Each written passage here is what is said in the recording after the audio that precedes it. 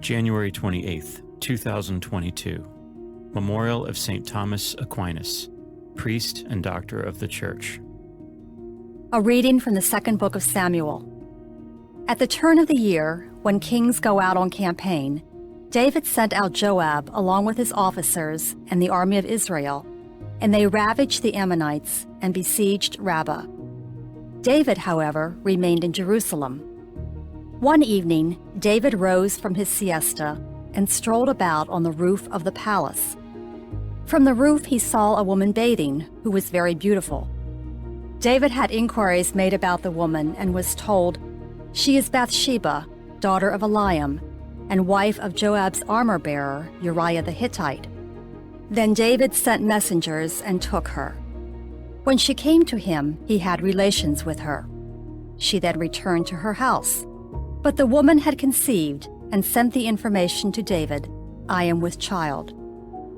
David therefore sent a message to Joab, "Send me Uriah the Hittite." So Joab sent Uriah to David. When he came, David questioned him about Joab, the soldiers, and how the war was going. And Uriah answered that all was well. David then said to Uriah, "Go down to your house and bathe your feet." Uriah left the palace, and a portion was sent out after him from the king's table. But Uriah slept at the entrance of the royal palace with the other officers of his lord, and did not go down to his own house. David was told that Uriah had not gone home. On the day following, David summoned him, and he ate and drank with David, who made him drunk. But in the evening, Uriah went out to sleep on his bed among his lord's servants, and did not go down to his home. The next morning, David wrote a letter to Joab, which he sent by Uriah. In it he directed, "Place Uriah up front, where the fighting is fierce. Then pull back and leave him to be struck down dead." So while Joab was besieging the city, he assigned Uriah to a place where he knew the defenders were strong. When the men of the city made a sortie against Joab, some officers of David's army fell, and among them Uriah the Hittite died. The word of the Lord. The responsorial psalm. The response is, "Be merciful, O Lord, for we have sinned." Have mercy on me, O God, in your goodness. In the greatness of your compassion, wipe out my offense.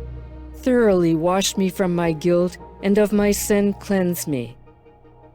Be merciful, O Lord, for we have sinned.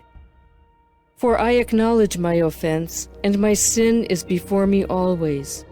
Against you only have I sinned, and done what is evil in your sight. Be merciful, O Lord, for we have sinned. I have done such evil in your sight, that you are just in your sentence, blameless when you condemn. True, I was born guilty, a sinner even as my mother conceived me. Be merciful, O Lord, for we have sinned. Let me hear the sounds of joy and gladness. The bones you have crushed shall rejoice. Turn away your face from my sins, and blot out all my guilt. Be merciful, O Lord, for we have sinned. A reading from the Holy Gospel according to Mark.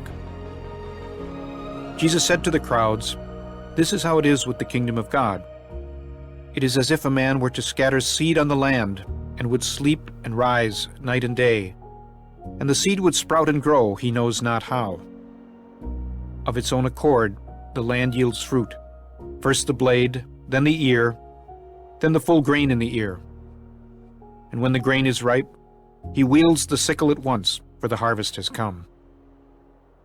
He said, "To what shall we compare the kingdom of God, or what parable can we use for it? It is like a mustard seed that, when it is sown in the ground, is the smallest of all the seeds on the earth. But once it is sown, it springs up and becomes the largest of plants, and puts forth large branches, so that the birds of the sky can dwell in its shade." With many such parables he spoke the word to them as they were able to understand it. Without parables he did not speak to them, but to his own disciples he explained everything in private. The Gospel of the Lord.